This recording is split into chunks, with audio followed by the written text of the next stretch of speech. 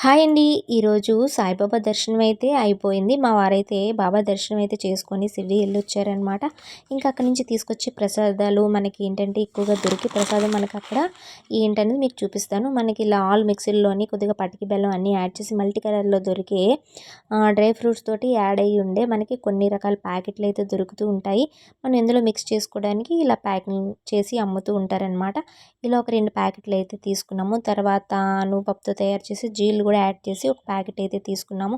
ఇంకా ఎక్కువగా ఏంటంటే బాబాకి ఎంతో ఇష్టమైన కోవా కూడా దొరుకుతది ఎక్కువ మనకి క్వాలిటీ బట్టి మనం తీసుకోవచ్చనమాట. మేమైతే ఇక్కడ మా వారు తీసుకునేది ఏంటంటే కోవా అయితే తీసుకున్నారు.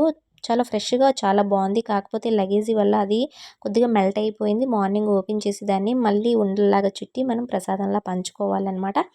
ఇంకా బాబా దర్శనం అయిపోయిన తర్వాత మా వారు తీసుకొచ్చిన ప్రసాదాలు ఇవి అన్నమాట. మనకి ఎక్కువగా అందుబాటులో దొరికే షిరిడి ప్రసాదం ఇదే.